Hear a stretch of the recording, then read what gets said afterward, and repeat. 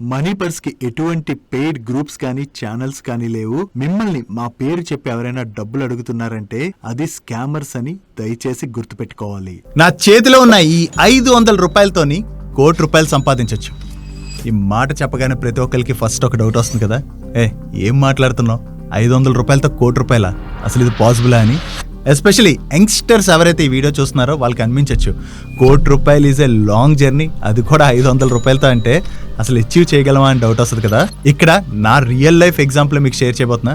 నా investment journey కూడా ఇదే 500 రూపాయలతో స్టార్ట్ అయ్యి నా పర్సనల్ వెల్త్ ఎలా జనరేట్ చేసుకున్నానని చెప్పి మన వాళ్ళందరికీ షేర్ చేస్తే హెల్ప్ఫుల్ అవుతుందని చెప్పి ఈరోజు వీడియోలోని నేను తీసుకున్నటువంటి ఆ చిన్న చిన్న స్టెప్స్ ఏంటి అవన్నీ కూడా మీకు షేర్ చేయబోతున్నా. నా ఈ జర్నీలో first 10 lakhs mile stone achieve చేయడానికి టైం పట్టింది అండ్ అక్కడే చాలా స్ట్రగుల్స్ కూడా ఉంటాయి. సో ఆ స్ట్రగుల్స్ని ఓవర్కమ్ చేయడానికి నేను తీసుకున్నటువంటి స్టెప్స్ ఏంటి అండ్ ఆ 10 lakhs నేను అచీవ్ చేశాక 1 crore అచీవ్ చేయడానికి ఎంత టైం పట్టింది, అక్కడేం చేశాను, ఇటువంటివన్నీ కూడా మీకు ఈరోజు వీడియోలో షేర్ చేయబోతున్నాను. సో మీ వెల్త్ జనరేషన్ జర్నీలోని ఇది చాలా ఇంపార్టెంట్ వీడియో అవబోతుంది. ఎండింగ్ వరకు మిస్ అవ్వకుండా చూడండి. ఎస్పెషల్లీ పేరెంట్స్ ఎవరైనా సరే ఈ వీడియో చూసినట్లయితే యంగ్స్టర్స్కి ఈ వీడియో చాలా హెల్ప్ఫుల్ అవుతుంది కాబట్టి ప్రతి ఒక్కరికి రీచ్ అయ్యేలా షేర్ చేసేయండి. ఇంకా లేట్ చేయకుండా వీడియోని స్టార్ట్ చేసేద్దాం. ఈరోజు వీడియోని 3 partsలో డిస్కస్ చేసుకుందాం. First part the toughest one, నా పర్సనల్ జర్నీ. 500 రూపాయలతోని నా ఇన్వెస్ట్మెంట్ జర్నీ స్టార్ట్ చేసి first 10 lakhs mile stone achieve చేయడానికి నేను పడిన స్ట్రగుల్స్ ఏంటి, ఆ స్ట్రగుల్స్ని ఓవర్కమ్ చేయడానికి తీసుకున్నటువంటి స్టెప్స్ ఏంటో షేర్ చేయబోతున్నా. ఇది ఎస్పెషల్లీ చాలా ఇంపార్టెంట్ పార్ట్, ఎవరు కూడా ఇది మిస్ అవ్వకండి. సెకండ్ పార్ట్, ఆ 10 లక్షలు మనం క్రియేట్ చేసిన తర్వాత ఆ 10 lakhs మన లైఫ్లో చేసేటువంటి మ్యాజిక్ ఏంటి దాని గురించి డిస్కస్ చేసుకుందాం. And third part is action plan, అంటే మన ఫుల్ వెల్త్ ఎలా క్రియేట్ చేసుకోవాలన్న యాక్షన్ ప్లాన్ గురించి మనం మాట్లాడుకుందాం.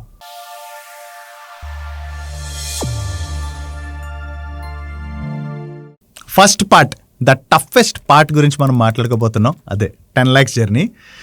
నా జాబ్ 2011లో స్టార్ట్ చేసిన నా శాలరీ అరౌండ్ 7,500, ఎంతో చాలా తక్కువ శాలరీ ఉండేది.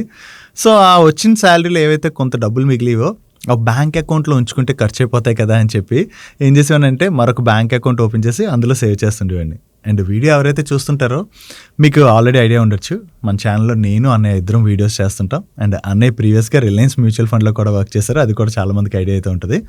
సో ఆ టైంలో అన్నయ్య రిలయన్స్ మ్యూచువల్ ఫండ్లో ఉండేవారు అనమాట. కాల్ చేసి నాకు అడిగారు, అరే డబ్బులు వస్తున్నాయి కదా, శాలరీ అది వస్తుంది, ఏం చేస్తున్నావు, మొత్తం ఖర్చు పెట్టేస్తున్నావు అంటే, లేదన్నయ్య కొంచెం సేవ్ చేస్తున్నా అంటే, ఎక్కడ సేవ్ చేస్తున్నావు అని అడిగారు. చెప్పే ఇలా ఖర్చు అయిపోతాయి కదా అని చెప్పి ఇంకొక బ్యాంక్ అకౌంట్ ఓపెన్ చేసి అందులో సేవ్ చేస్తున్నా అని చెప్పా. రే అందులో సేవ్ చేస్తే నీకేం వస్తుందిరా అసలు అని చెప్పి అడిగారు. కరెక్టే కదా, బ్యాంక్ అకౌంట్లోని మనకి ఎంత రిటర్న్ వస్తుంది, ప్రజెంట్ చూస్తే 2.5 to 3.5% రిటర్న్ వస్తుంది కదా. అండ్ మన ఇండియాలో యావరేజ్ ఇన్ఫ్లేషన్ ఎంత, 6%. సో ఇన్ఫ్లేషన్ అసలు బీట్ చేయలేనటువంటి ప్రోడక్ట్లో నేను ఇన్వెస్ట్ చేస్తే నిజంగా వెల్త్ జనరేట్ చేయలేను కదా. సో అప్పుడు అన్నయ్య ఏమన్నారంటే, ఈ డబ్బులు నువ్వు అలా పెట్టే బదులు మ్యూచువల్ ఫండ్స్లో సిప్ చేయరా, నేను చేయిస్తాను, బెటర్గా ఉంటుందని చెప్తే, సరే అన్నయ్య చెప్తున్నారు కదా అని చెప్పేసి నేను సిప్ అయితే స్టార్ట్ చేసేసాను. ఎవ్రీ మంత్ ఫస్ట్ ఇనిషియల్గా 500తో అయితే సిప్ స్టార్ట్ చేశాను. అండ్ అలాగే ఆ రెండో బ్యాంక్ అకౌంట్లో లంసమ్ అమౌంట్ కూడా ఏది ఉందో అది కూడా మ్యూచువల్ ఫండ్స్లో ఇన్వెస్ట్ చేస్తాను. సరే బాగానే వెళ్తుంది కదా, ఇన్వెస్ట్ చేస్తున్నాను ఓకే అనేసి ఒక 6 months అయ్యేసరికి చూస్తే నాకేమైనా రిటర్న్ వచ్చిందా అంటే నథింగ్. ఇన్ఫ్యాక్ట్ ఫస్ట్ 2 years ఏదైతే ఉందో ది టఫెస్ట్ పార్ట్ నా ఇన్వెస్ట్మెంట్ జర్నీలో. రోజు మార్కెట్ పెరిగేది, అంటే సెన్సెక్స్ నిఫ్టీ పెరిగేవి, కానీ నా పోర్ట్ఫోలియో ఎప్పుడూ కూడా ఏం పెర్ఫామ్ చేసేది కాదు, ఇన్ఫ్యాక్ట్ నెగిటివ్ రిటర్న్స్ ఇచ్చేది. సో 6 months అయ్యాక నేను ఒకసారి అన్నయ్యకి ఫోన్ చేశాను, ఏంటనే ఇది, నేను బ్యాంక్ అకౌంట్లో పెట్టుకున్న కొంత రిటర్న్స్ వచ్చేవి కదా, ఇందులో పెట్టమన్నావు చూస్తే ఎప్పుడు నెగిటివ్లోనే ఉంటుంది ఎందుకని చెప్పి అడిగితే, అరే నీకు ఇప్పుడు అర్థం కాదు, కొంత టైం పడుతుంది, బట్ ఇన్వెస్ట్ చెయ్యు, ఏం కాదనేసి అంటే. అండ్ ఆ 6 months తర్వాత ఏమైందంటే నాకు అప్పటికి జాబ్ వచ్చి ఒక 1 year అలా అయిపోవడంతో శాలరీ కూడా పెరిగింది. ఆల్మోస్ట్ నాకు 7,500 ఉండేది కదా. సో కొంత పెర్ఫార్మెన్స్ అది బాగుండేసరికి ఒకసారి శాలరీ 20,000 వరకు వెళ్ళింది అది. సో 20,000కి వెళ్ళేసరికి అని అన్నారు, శాలరీ కూడా పెరిగింది కదా, ఇంకా 500 ఏంటి ఇన్వెస్ట్మెంట్ పెంచుదాం అంటే ఎంత, నాకు ఇప్పుడు 20,000 అయింది కదా అన్న అంటే, సర్లే నువ్వు ఒక పని చెయ్యు, ఇప్పుడు 500 చేస్తున్నావు కదా, 10,000 నీ దగ్గర పెట్టుకో, రిమైనింగ్ 10,000 ఏదైతే ఉన్నదో అనవసరం ఖర్చు పెట్టకుండా అది సిప్ చేద్దాం అనే. 10,000 సిప్ చేస్తే ఇక్కడ రిటర్న్స్ కూడా రావట్లేదు, అవసరం అంటే లేదు నువ్వు చేయాలని చెప్పి 10,000 సిప్ అయితే యాడ్ చేశారు. సో 10,000 సిప్ యాడ్ అయింది. అండ్ ఆ సిప్తో పాటు నాకేంటంటే ఎప్పుడైనా బోనస్ వచ్చినా లేదా ఇన్సెంటివ్ వచ్చినా కూడా అన్నకి చెప్పాను, ఇలా బోనస్ వచ్చింది, ఇన్సెంటివ్ వచ్చిందని చెప్తే అవి కూడా నాతో ఇన్వెస్ట్ చేయించారు. సో ఇలా రెగ్యులర్గా నా ఇన్వెస్ట్మెంట్ అయితే కంటిన్యూ అవుతుంది. అండ్ శాలరీ పెరిగినప్పుడల్లా సిప్ కూడా పెంచా. సో ఫస్ట్ 2 years నాకు టఫెస్ట్ పార్ట్ చెప్పాను కదా, ఈ 2 yearsలో పెద్దగా రిటర్న్స్ అయితే ఏమీ రాలేదు. బట్ ఆ 2 years తర్వాత ఈ సైడ్ వే ట్రెండ్ ఏదైతే ఉందో మార్కెట్లోని అది ఎండ్ అయిపోయి బుల్ మార్కెట్ అందు స్టార్ట్ అయింది. సో బుల్ మార్కెట్ స్టార్ట్ అయ్యేసరికి ఏమైందంటే ఈ 2 years నేను ఏదైతే పెయిన్ చూసానో ఆ పెయిన్ అంతా కూడా పోయి ఒక్కసారి బ్యూటిఫుల్ రిటర్న్స్ చూడడం స్టార్ట్ చేశాను. ఇన్ఫ్యాక్ట్ ఈ side way trend or market పడుతున్నప్పుడు నావి ఏవైతే సిప్స్ కానీ లంసమ్స్ కానీ ఏవైతే ఇన్వెస్ట్మెంట్స్ వెళ్ళాయో దానివల్ల ఏమవుతుంది, మార్కెట్ డౌన్లో ఉన్నప్పుడు మనం ఇన్వెస్ట్ చేసాం అనుకోండి మనకి ఎక్కువ యూనిట్స్ వస్తాయి కదా. సో అలా ఎక్కువ యూనిట్స్ రావడం వలన మార్కెట్ ఒక్కసారి పెరిగేసరికి నా పోర్ట్ఫోలియో కూడా అలాగే రిటర్న్స్ ఇవ్వడం స్టార్ట్ చేసింది అండ్ పోర్ట్ఫోలియో బిల్డ్ అవ్వడం నాకు కనపడడం స్టార్ట్ అయింది. బాగానే రిటర్న్స్ వస్తున్నాయి కదా అని చెప్పి ఆ జర్నీ అయితే అలాగే కంటిన్యూ చేసేసరికి ఐ థింక్ 2015 టైంకి అనుకుంటా, 2015 టైంకి ఆల్మోస్ట్ 10 lakhs అంటే ఫస్ట్ మైల్ స్టోన్ మీకు చెప్పాను చూడండి, ఆ మైల్ స్టోన్ అయితే అచీవ్ చేయగలిసాను. సో ఫస్ట్ మీరు ఆలోచిస్తే బ్యాంక్ అకౌంట్లో ఇన్వెస్ట్ చేసుకునేటువంటి ఒక వ్యక్తిని తీసుకెళ్ళి మ్యూచువల్ ఫండ్లో సిప్ చేయి అని చెప్పేసరికి మ్యూచువల్ ఫండ్ సిప్లోకి మూవ్ అయ్యాను కదా. ఆ మూవ్ అవ్వడమే ఇంపార్టెంట్ కాదు, నెక్స్ట్ 6 months 1 year పెయిన్ చూశాను కదా. ఆ పెయిన్ చూసి నేను ఏమనుకున్నా, అరే ఏంట్రా రిటర్న్స్ రావట్లేదు ఇందులోని, ఎందుకురా బాబు అని చెప్పేసి ఒకవేళ అక్కడ మెంటర్ లేకపోతే నేను ఏం చేసేవాడిని, ఆపేసి ఆ డబ్బులు తీసి మళ్ళీ బ్యాంక్ అకౌంట్స్కి వచ్చేసేవాడిని లేదా ఎఫ్డీలో ఏవో చేసుకునేవాడిని.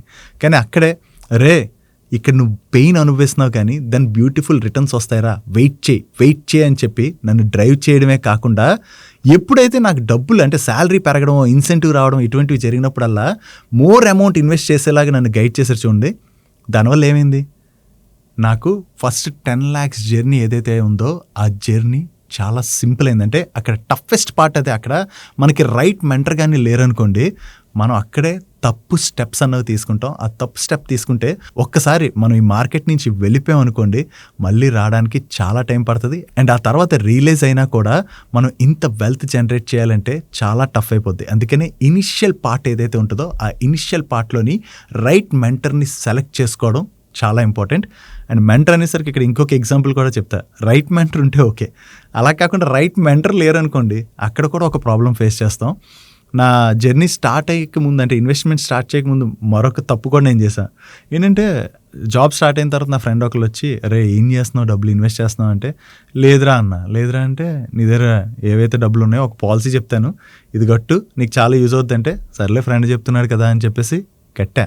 2 years కట్టిన తర్వాత ఆల్మోస్ట్ అన్నయ్యకి ఒకసారి చెప్పి ఇలా పాలసీ కడుతున్నా అంటే అరే ఏం పిచ్చా, అందులో కడితే నీకేం డబ్బులు రావని చెప్తే అంటే క్యాల్కులేట్ చేసి చూసుకున్నావు. నిజంగా ఆ పాలసీని అలాగే కంటిన్యూ చేసి ఉంటే ఈ రోజుకి నా వెల్త్ నథింగ్ అసలు జనరేట్ అయ్యేదే కాదు. సో అక్కడికి ఆ పాలసీ 2 సంవత్సరాలు కట్టిన డబ్బులు పోయే కదా అని చెప్పి వదిలేసా. ఆ వదిలేయడమే ఈరోజు మంచిదైంది. సో అందుకని ఇక్కడ రైట్ మెంటర్ని మనం సెలెక్ట్ చేసుకోవడం ఇంపార్టెంట్. అండ్ రైట్ మెంటర్ని సెలెక్ట్ చేసుకోవడమే కాదు ఆ మెంటర్ ఏవైతే మనకి గైడ్ చేస్తున్నారో ఆ గైడ్ చేస్తున్నటువంటివి కరెక్ట్గా వెళ్తున్నాయా లేదా అని చెప్పి మనం ట్రాక్ చేసుకోవాలి.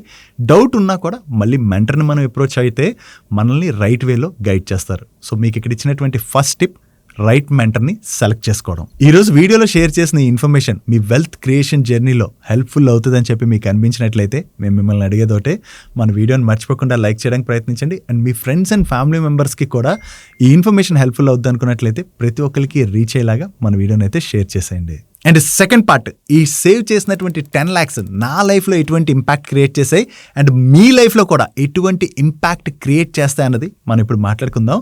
సో ఈ 10 lakhs సేవ్ చేసిన తర్వాత మరొక్కసారి నా మెంటర్ నాకైతే బ్యూటిఫుల్ సజెషన్ ఇచ్చారు.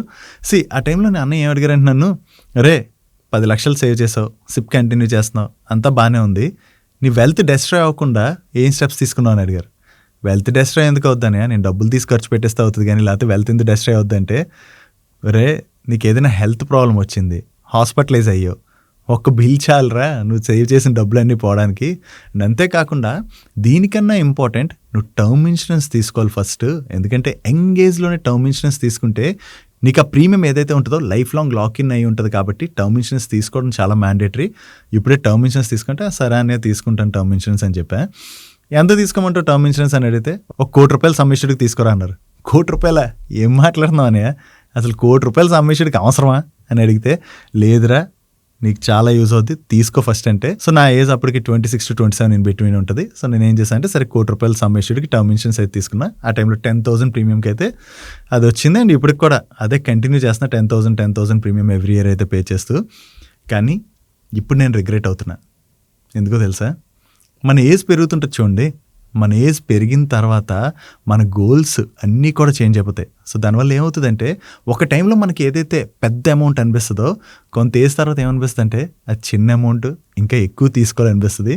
నేను ఇప్పుడు నాకు నిజంగా అంటే ఆప్షన్ ఉంటే 2 crores తీసుకుంటే బెటర్ కదా అని చెప్పి ఆలోచిస్తున్నా. బట్ టర్మ్ ఇన్సూరెన్స్ టైంలో ఎలా ఉంటుందంటే మనం టర్మ్ ఇన్సూరెన్స్లో మళ్ళీ సమ్ అష్యూర్డ్ పెంచుకోగలమా అంటే పెంచుకోవడం అవ్వదు. ఒకవేళ వేరే టర్మ్ ఇన్సూరెన్స్ మళ్ళీ తీసుకున్నాం అనుకోండి, దాన్ని తీసుకొచ్చి దీనికి లింక్ చేసుకోవాలి, ఇటువంటి తలనొప్పులు కూడా ఉంటాయి. సో అందుకని ఎవరైతే టర్మ్ ఇన్సూరెన్స్ ఇంకా తీసుకోలేదో వెంటనే టర్మ్ ఇన్సూరెన్స్ అయితే తీసుకోండి. That is mandatory. అండ్ తీసుకున్నప్పుడు మ్యాక్సిమం మీకు ఎంత సమ్ అష్యూర్డ్ అయితే లభిస్తుందో ఆ సమ్ అష్యూర్డ్కి అయితే తీసేసుకోండి. దాని ఫ్యూచర్లో మీకు అది ఖచ్చితంగా హెల్ప్ఫుల్ అవుతుంది, మీ ఫ్యామిలీని అయితే ప్రొటెక్ట్ చేస్తుంది. అండ్ టర్మ్ ఇన్సూరెన్స్ తీసుకునేటప్పుడు ఇక్కడ మనకు ఒక డౌట్ ఉంటుంది కదా, ఏ పాలసీ బాగుంది ఇది అది అని. నేను అప్పుడు తీసుకున్నప్పుడు మ్యాక్స్ లైఫ్ వాళ్ళ పాలసీ అయితే తీసుకున్నాను. ప్రెజెంట్ యాక్సెస్ మ్యాక్స్ లైఫ్ అయింది.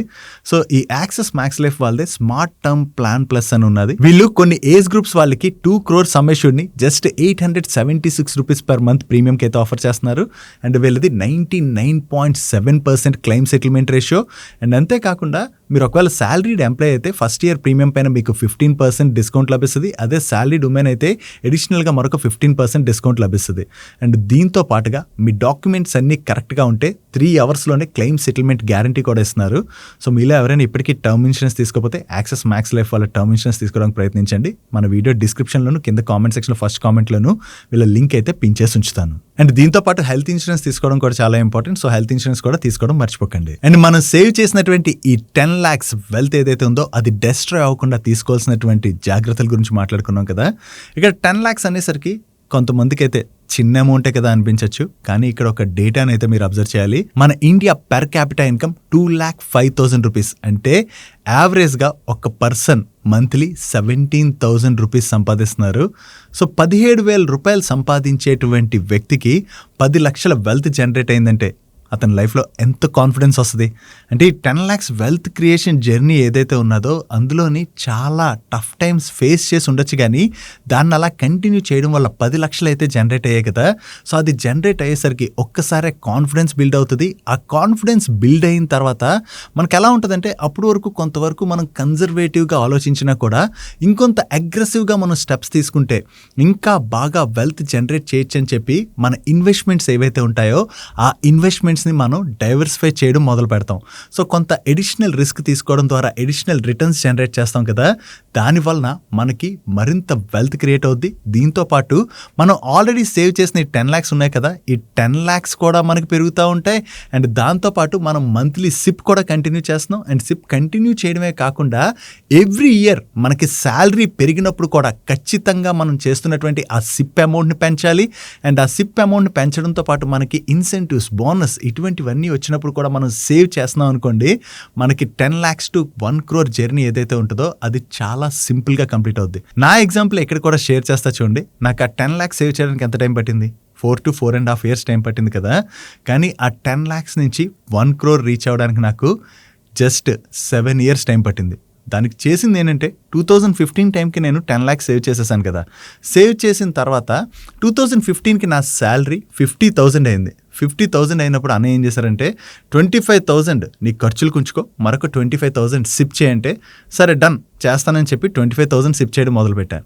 ఇక్కడ అందరూ అనుకుంటారు అదేంటి 25,000 ఖర్చు పెడుతున్నాం అని. సో ఇక్కడ మీరు ఆలోచిస్తే 10,000 ఖర్చు చేస్తూ బతికినటువంటి నాకు 25,000 ఖర్చులు పెరిగాయంటే ఎంత పెరిగాయి? ఆల్మోస్ట్ డబల్ పైనే నా ఖర్చులు పెరిగాయి కదా. అలాగే ఇక్కడ నా ఇన్వెస్ట్మెంట్ అమౌంట్ కూడా అలాగే పెరగాలి. మన ఖర్చులు ఏవైతే పెంచుకుంటూ వెళ్తామో అలాగే మన ఇన్వెస్ట్మెంట్ అమౌంట్ కూడా పెంచుకుంటూ వెళ్ళామనుకోండి, మనకి వెల్త్ క్రియేషన్ అన్నది చాలా స్ట్రాంగ్గా జరుగుతుంది. సో అలా చేసుకుంటూ వెళ్తూ నా శాలరీ పెరిగినప్పుడల్లా నేను సిప్ని పెంచుకోవడం వల్ల ఆ 6-7 years టైంలో నాకు 10 lakhs నుంచి 1 crore అయితే అచీవ్ చేయగలిసాను. అండ్ ఇక్కడ మరొకటి ఏంటంటే ఈ 10 lakhs మనం క్రియేషన్లోని మనకి 2 things క్రియేట్ అవుతాయి. ఒకటి ఏంటంటే మనకి డిసిప్లిన్ వస్తుంది. ఆ డిసిప్లిన్తో పాటు మనకి ఎప్పుడైతే అడిషనల్ మనీ వస్తుందో ఆ అడిషనల్ మనీని మనం సేవ్ చేయడం కూడా స్టార్ట్ చేస్తాం.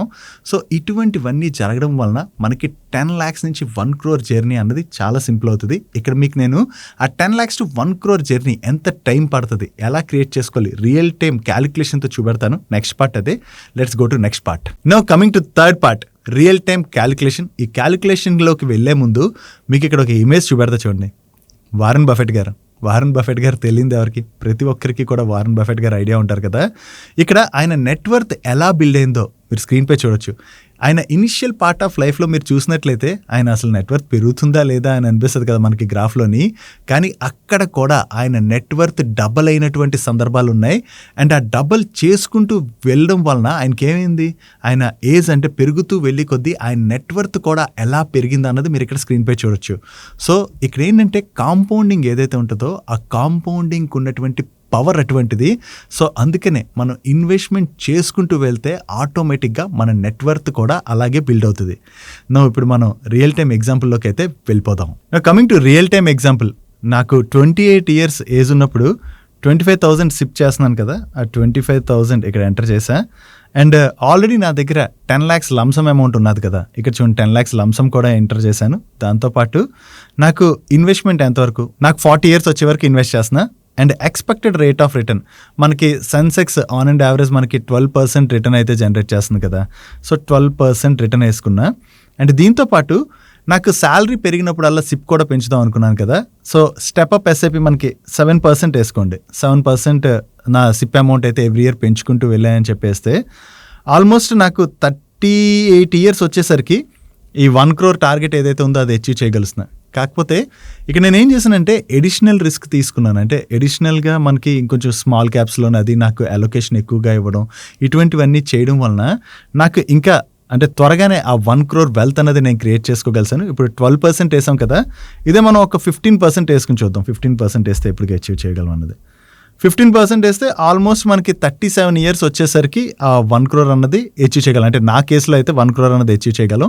అండ్ నేను 37 కూడా కాదు, ఆల్మోస్ట్ మీకు చెప్పాను కదా 2015లోని నేను ఆ 10 lakhs నేను వెల్త్ క్రియేట్ చేసిన తర్వాత నాకు అనదర్ 6 to 7 years అంటే ఆల్మోస్ట్ 2022 నాటికి నేను ఆ 1 crore అన్నది అచీవ్ చేయగలిసాను. సో కొంత ఎడిషనల్ రిస్క్ మనకి తీసుకునేటువంటి అంటే అది కూడా వస్తుంది మనకి. ఏంటంటే ఆ ఇన్వెస్ట్మెంట్ జర్నీలో ఏమవుతుందంటే ఇనిషియల్గా కొంత రిస్క్ తీసుకోవడానికి భయపడతాం, కానీ కొంత జర్నీ మనం కంటిన్యూ చేసిన తర్వాత ఎడిషనల్ రిస్క్ కూడా తీసుకుంటాం కాబట్టి ఎడిషనల్ రిటర్న్ అనేది జనరేట్ చేస్తాం. అలా జనరేట్ చేయడం వలన చూడండి మనకి ఎంత త్వరగా ఈ 1 crore వెల్త్ అనేది క్రియేట్ చేయగలుగుతున్నాం. మనకి ఫస్ట్ 10 lakhs తీసుకోవడానికే 4-5 years టైం పడితే ఆ తర్వాత 1 crore చేయడానికి మనకి చాలా ఫాస్ట్గా అనేది అవుతుంది. సో మీరు కూడా ఇలా క్యాలిక్యులేట్ చేసుకుని అంటే ఎప్పటికీ మీరు అచీవ్ చేయగలం అంటే ఎంత సిప్ చేయాలి, ఎంత స్టెప్అప్ ఎస్ఐపి చేయాలి, ఇవన్నీ కూడా మీరు మీ అంతటి మీరు క్యాలిక్యులేట్ చేసుకోవాలనుకున్నట్లయితే ఈ ఎక్సెల్ ఏదైతే మీకు వీడియోలో చూపించానో ఆ ఎక్సెల్ని వీడియోతో పాటు మనకి టెలిగ్రామ్ ఛానల్లో కూడా షేర్ చేస్తాను. దాని యొక్క లింక్ మీకు వీడియో డిస్క్రిప్షన్లో కింద కామెంట్ సెక్షన్లో ఉంటుంది. దాన్ని మీకు క్లిక్ చేసి మీరు ఎక్సెల్ని డౌన్లోడ్ చేసుకుని మీ అంతటి మీరు క్యాలిక్యులేట్ చేసుకుని ఆ 1 crore జర్నీ ఎంత త్వరగా కంప్లీట్ చేయగలరు అన్నది మీరు రియల్గా క్యాలిక్యులేట్ చేసుకుని చూసుకోవచ్చు. అండ్ ఈరోజు వీడియోలో షేర్ చేసిన ఇన్ఫర్మేషన్ మీ వెల్త్ జర్నీలోనైతే చాలా హెల్ప్ఫుల్ అయ్యేటువంటి వీడియో. సో మీరు చూడటమే కాకుండా మీ ఫ్రెండ్స్ అండ్ ఫ్యామిలీ మెంబర్స్కి షేర్ చేసేయండి. అండ్ వీడియోలో షేర్ చేసిన ఇన్ఫర్మేషన్ మీకు నచ్చినట్లయితే వీడియోని లైక్ చేయడం మర్చిపోకండి. అండ్ ఇందాక వీడియోలో మనం మాట్లాడుకున్నాం కదా, వీడియోని క్లోజ్ చేసే ముందు మరొకసారి చెప్తున్నాను, ఇప్పటికీ కూడా ఎవరైనా టర్మ్ ఇన్సూరెన్స్ తీసుకోకపోతే వెంటనే టర్మ్ ఇన్సూరెన్స్ తీసుకోండి. Axis max life smart term plan plus link అయితే మీకు వీడియో డిస్క్రిప్షన్లోను కింద కామెంట్ సెక్షన్లో ఫస్ట్ కామెంట్లో పిన్ చేసి ఉంచుతాను. అండ్ నేను చంద్రశేఖర్ పత్రి మరొక ఇంట్రెస్టింగ్ వీడియోతో అయితే కలుద్దాం. Bye bye.